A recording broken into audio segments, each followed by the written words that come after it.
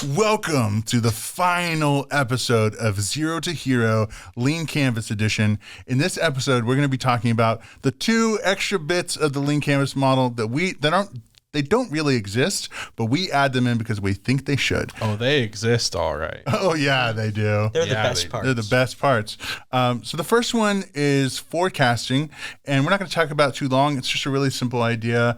The short version is essentially you're looking ahead at your business, trying to see what would you do to make your first sale, your first $100, your first $1,000, and maybe even up to $1 million. But yeah, that's pretty much forecasting. Do you guys have any extra things on that one before we move into our super big edition? Well, if we had an extra thing, we'd have to call it 5 casting now, wouldn't we?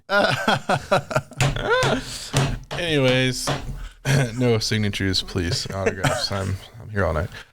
So forecasting it's self-explanatory. It's planning out where your business is going. For businesses that aren't brand spanking new, it's actually easier because you can use real data from your past to kind of inform the future. So for example, Be Caffeinated is about 3.5 years in or so. So we're actually able to look at trends in our past to forecast for this year of 2023.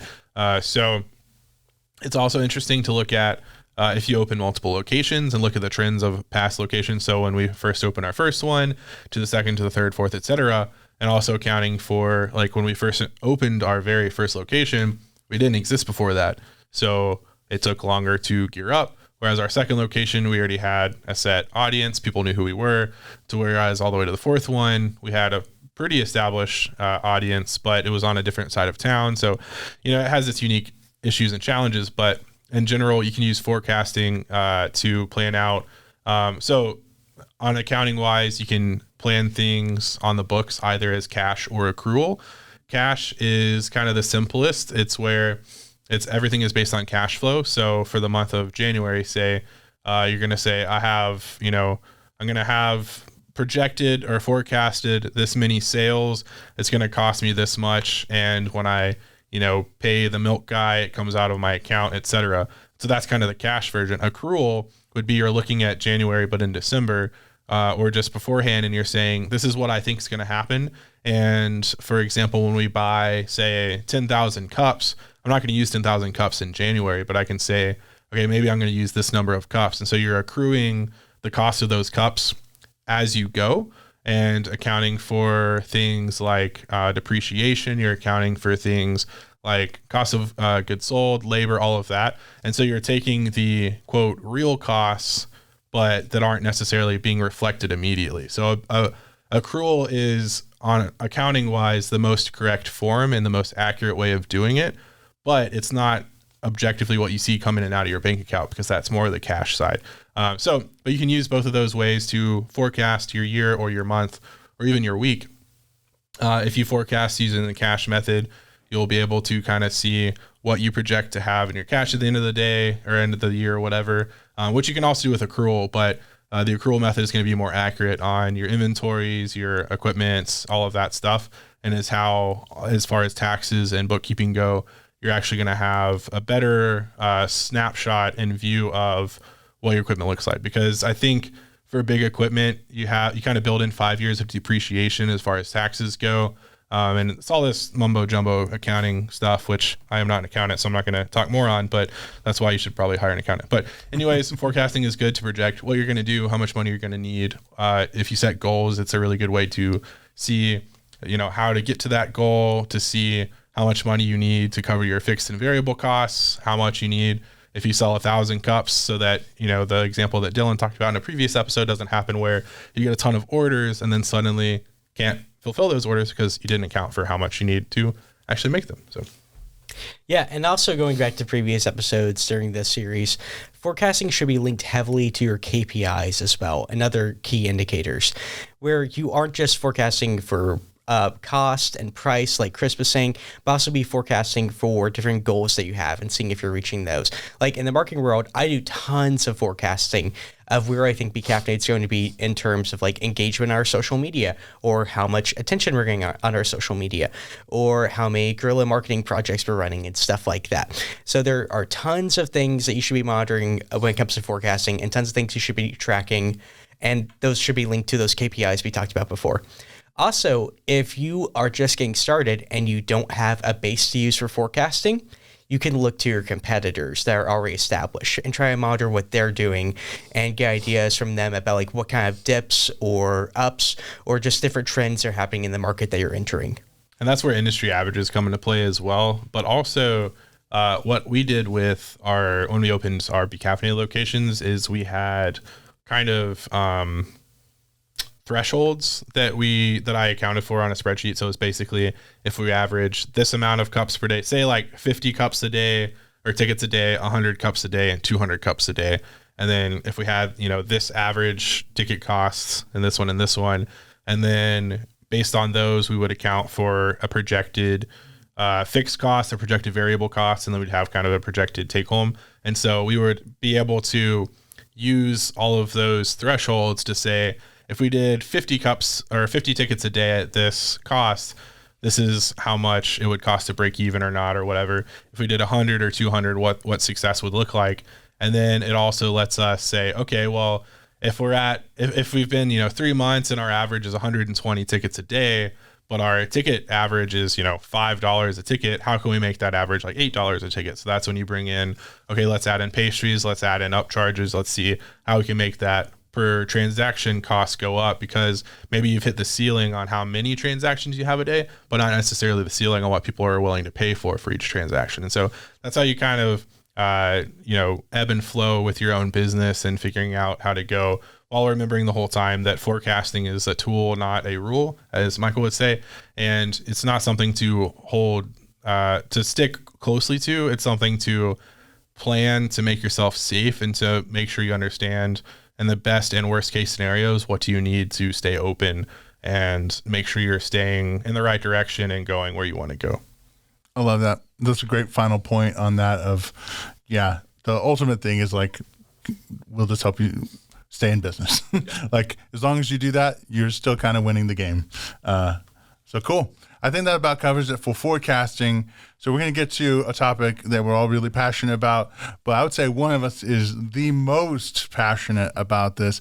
And so this is the concept of knowing your why. And so I'm going to pass it over to Chris. Actually, I think you guys should start so that I don't just talk the whole time. So y'all talk and then I'll inject, because I can't not talk about this, but y'all should start. Yeah. So if you aren't familiar with Simon Sinek, you're about What rock have you been living under? Just kidding. So I think we've definitely talked about him already on multiple podcasts or different things before, but he introduced the idea of your why. And so really, I think for a business, it's really important to have a really huge why, one that really motivates you and excites you.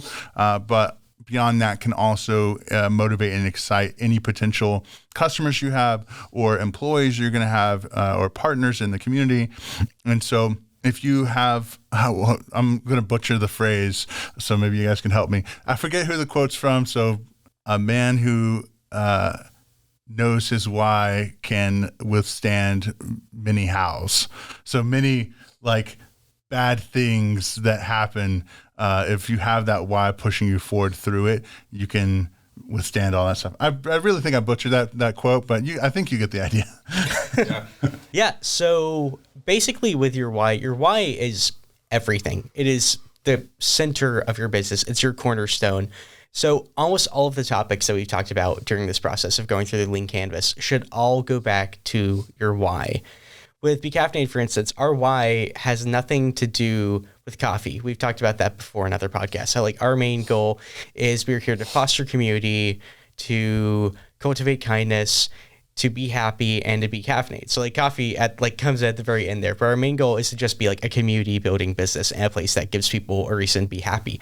So with that in mind, when we are thinking about stuff that we want to do and what like separates us from other businesses, that's what we are focused on. And that's what we are always moving forward with having that in mind. So yeah, it's incredibly important that you get your why down, and that your why is something that like you are genuinely very passionate about and feel involved in. And if you don't have a why for your business, why does your business exist? That's a big question that I think people should be asking themselves if they aren't really sure about like what their why is. It's just going into like, what purpose am I serving for my community? Why am I doing this service? And I think that's where like you need to start if you're trying to figure that out. Yeah, I'm going to jump in and say a common thing that people might try and use as a why is make a bunch of money. But that's kind of a given for business, is that you hope to make money. So it's something beyond that, something that is an additional reason that will keep you going, even if you're hitting a time where maybe you're not making a bunch of money. Yeah. Yeah. On that note, so being a small business owner is probably, if not top 10 hardest jobs you can ever have.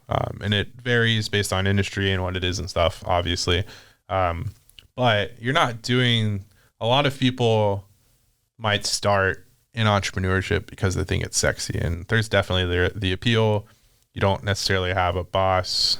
You get to follow your own rules that you set, and there's a lot of freedom to it, but also there's a ton of responsibility to it. And especially as you evolve out of the solopreneur side and into having employees. So you don't do entrepreneurship just to do entrepreneurship, or at least if you do that, they typically don't last very long. And that's why it's so important to have a why, is because it's hard. Like, I've had so many wakeless nights. I've had anxiety, like mental breakdowns. I've had it sucks. Like, it's hard. And the people that I'm doing this for, that I care about, are usually the ones that give me the most trouble, which is just life. But if I didn't have a pervasive why, then there would be no point. There would be no reason to do this. I could make so much more money doing almost any other job. And so the money's not why I'm doing it. It's not why Doug's doing it. It's not why Be Caffeinated exists. Now, do I believe that one day we'll make a good amount of money from Be Caffeinated? I think so. I would like to hope so. I really hope so.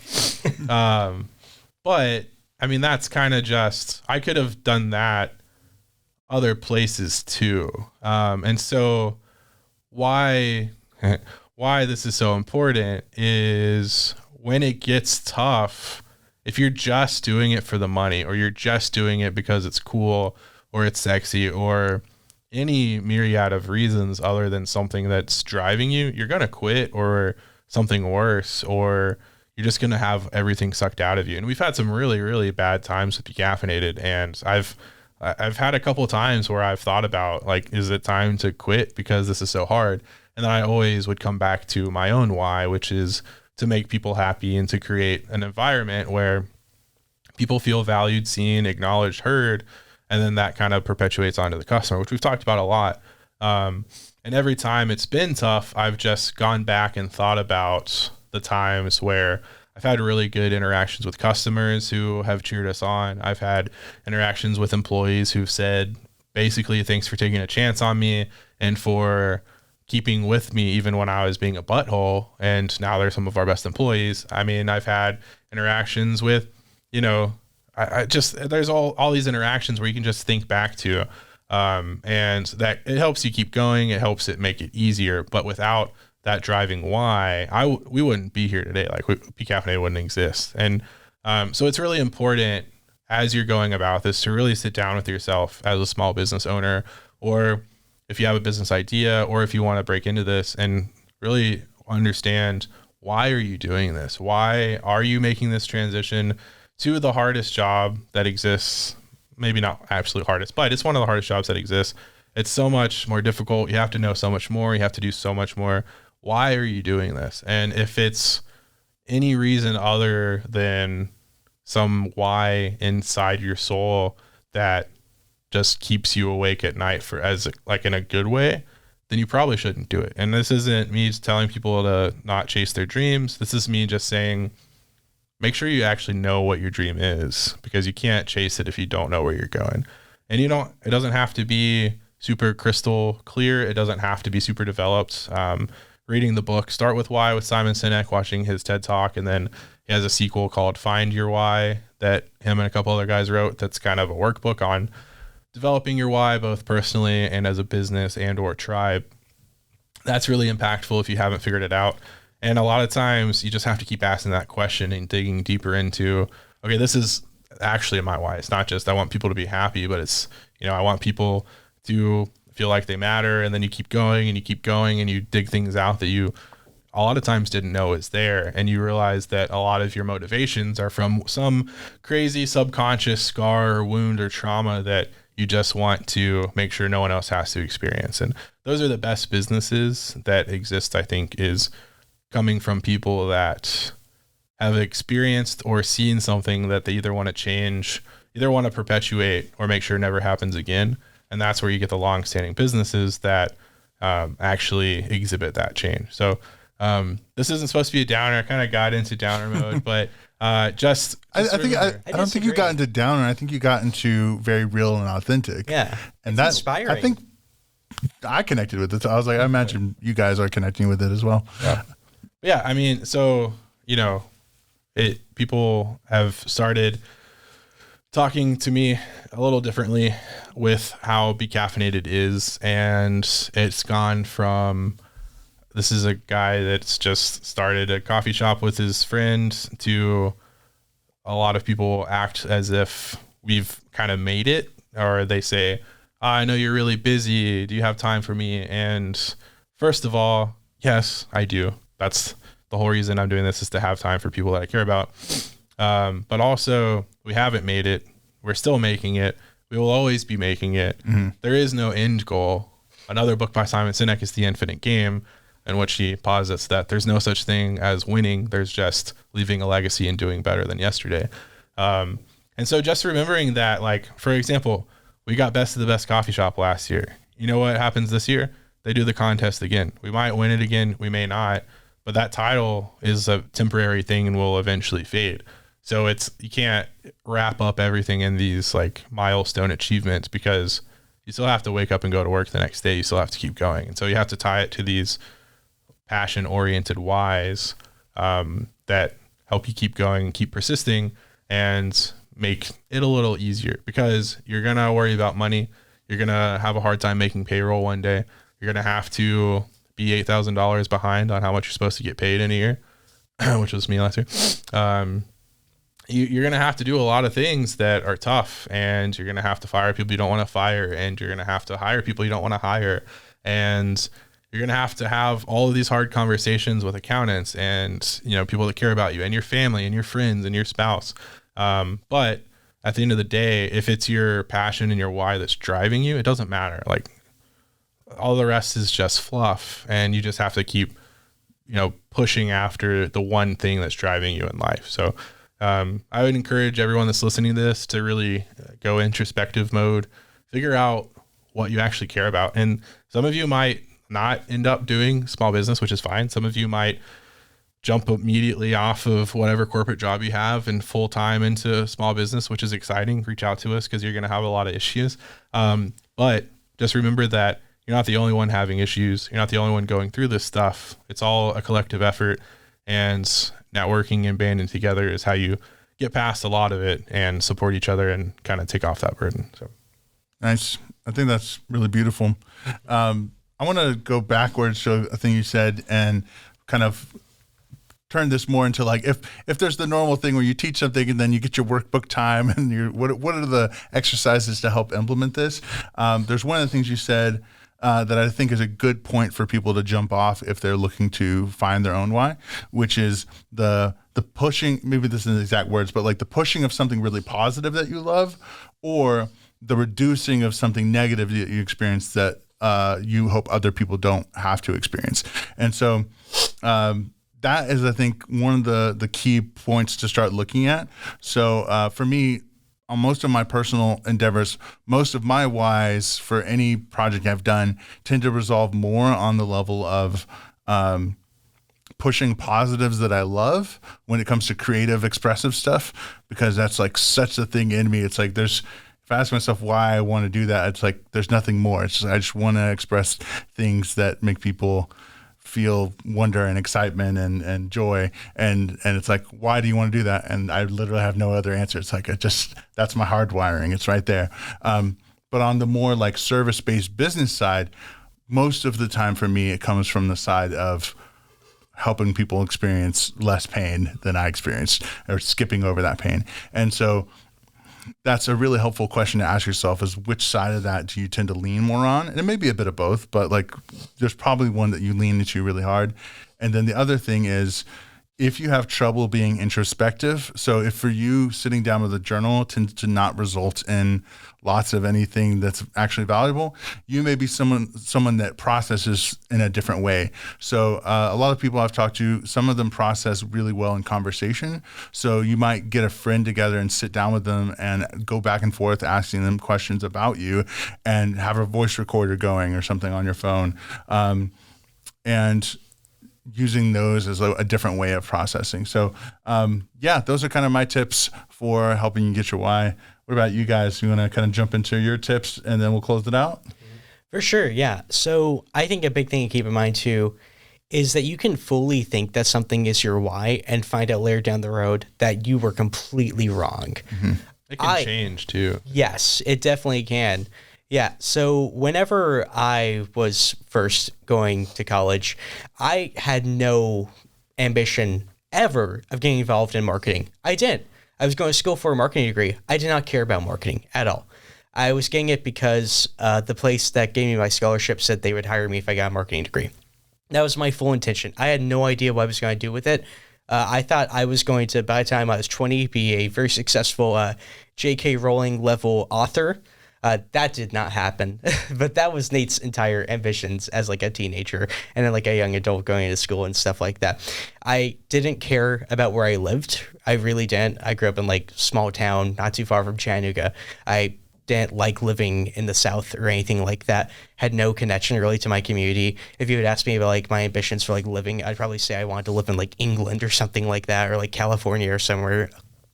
So yeah, and now if I were to talk to that person, we're so different, crazy different. And not even just from like an age gap perspective and like a maturity perspective, but just from like an ambition perspective and like a dream perspective, where now like I just want to do marketing for small businesses. I want to see them succeed. I think it's so awesome. And getting to work with Be Caffeinated and just watch it grow is so cool, and getting to be involved with that. I never would have thought that I'd be that kind of person. I also was one of those people who, as like a young man getting into the business world during that time, I saw so much hustle culture, I feel like, and so much of that element of why are we doing this? We're doing this to make money. And that was kind of just the end of it. I cannot think of a single person I went to college with who had that kind of perspective and was getting into that kind of stuff of, you know, we're going to start this business and the whole goal of this business is we're going to make a ton of cash in 3 weeks or whatever. I cannot think of a single one who was successful for one. I cannot think of a single one also who today is still doing that, or who ended up like getting this giant, you know, business life that they envision of being like the kind of people you see on your, you know, your hashtag business Instagram profiles and all of that. Yeah, it just doesn't work like that. You need to be prepared to have your why change and to really find something that is what you truly care about and to dive into that, because then you're going to be way happier. And honestly, I think you're going to be way more successful because like Chris said, when those big changes happen, when the bad times hit, you're going to keep going. Yeah. And it's not an if they hit, like Nate said, it's when they hit. The running joke recently in Hive Think has been me saying, hey, have you heard about this podcast called How I Built This with Guy Raz? Because I talk about it a lot, and I kind of get stuck on things sometimes that I am hyper fixating on, but I've listened to an obnoxious amount of How I Built This so far.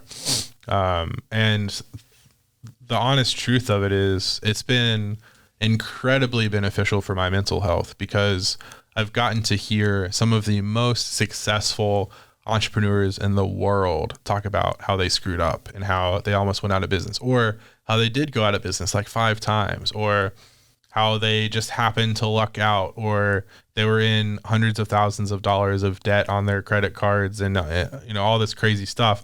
And they just went that extra mile, or they went that extra week and they did that extra thing. And that's what ended up happening. So when you put it into that perspective, I feel really comfortable with where Be Caffeinated is. And so if you're ever in a dark spot or when you get there, just start contextualizing not only your life, but your business, and start thinking about those that have come before you, because most often they've experienced the same or similar things and they fought through it. But most of the ones that really resonate on how we built this are the ones that had a purpose or a why, and that's what kept them going. And that's more often than not what they refer back to. And it's not in the same words, it's not in the same way. But if you go into it with this lens of starting with why, then you start to see these patterns of really successful people. And it kind of gets really weird, because a lot of success can be pointed to because they have this insane why. And we've talked about it before. An example is Mr. Beast. His why is to create the perfect YouTube video, but also his why is to just make people happy. And a lot of his content is giving away money or giving away cars. And he tears up or cries a lot of times when people are just really happy or sad when they get something. And that's his why. And then you see, what's his name? The Virgin Mobile guy, Richard Branson. Mm-hmm. Yeah. His why was to like do all this crazy stuff, and he bought all these businesses, and he just wants to like have all this. I mean, there's so many cool things. Whole Foods, they started because they wanted to have more organic foods, more accessible to more people. You have Earthbound Food, which is this organic food seller out of California that started as like I learned a new term recently, localvore movement. It's like herbivore, but it's local oriented. Cool. And their goal was their why was to bring organic food, to make it accessible and affordable to as much of the United States as they could. And so they kind of were the leaders on packaged salads. And so there's all of these really shining examples of whys. And you look at Simon Sinek's why, and it's to help people figure out their why so that the world gets better one day at a time. And yeah, it's really cool. It's really interesting. And it's really impactful to just start thinking about what matters, how does it matter, and then why does it matter, and going from there and growing. And it really changes the decisions you make. It changes your perspective on things, because, for example, with Be Caffeinated, we've made a ton of decisions that are really, really like technically bad short-term decisions, but they're really, really good long-term decisions. And it's because, money's good. It keeps the doors open. It keeps the lights on. It keeps the gas going to the roaster. But we're not looking to make a ton right now. We're looking to build out and expand and make this really strong foundation. And that's where all of our funds are going to, is building out this really strong foundation built on being kind and, fostering community and cultivating kindness and doing all of these things, to find the good people that have the shared vision, combine them all together into this weird soup of awesomeness, and then just kind of evolve and grow together towards the future, where we can kind of do more.